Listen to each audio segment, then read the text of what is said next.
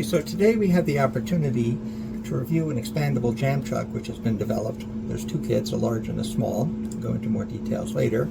Has two options for mounting. The first is a 1 1/4 by 8 thread per inch thread, as well as a tenon, which can be used with a chuck. So if we were to use the thread, we can screw the piece on.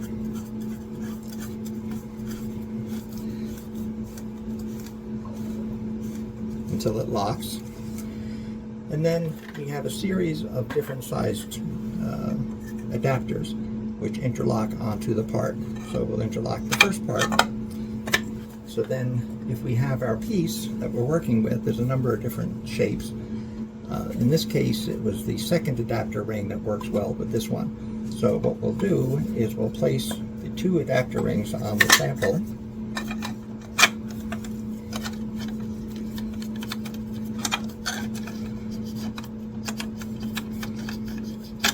Which interlock.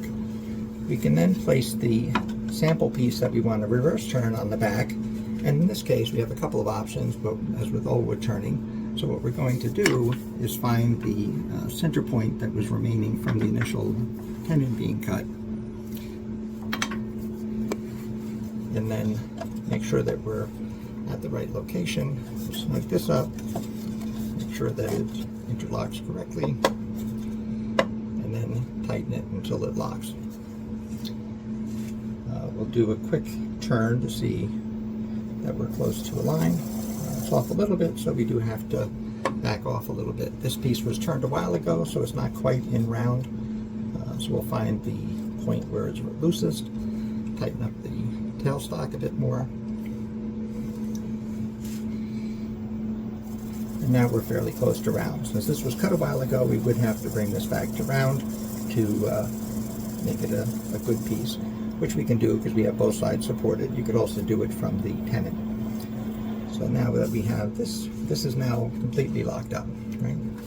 So the primary benefit here is we don't have to spend time making jam chucks for every part that we make. With the adapters on the large one, we can range from an inner diameter of the circle of 1 3/4 to 7 1/8, and there's also a smaller version which overlaps the large and is intended for small pieces that goes from 3/8 of an inch to 2 1/4. So it's designed to securely hold the workpiece in place while we're doing our turning. We do have the tailstock on it, which is good. So if you have there are other alternatives. As with everything in wood turning, there's more than one way to do it. This just minimizes the amount of time making jam chucks and doesn't require the sophistication of a vacuum chuck to be able to work with.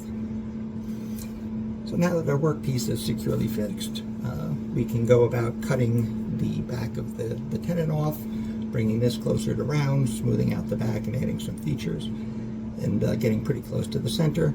And then we'd have to just do some manual sanding to take out the very center of this point.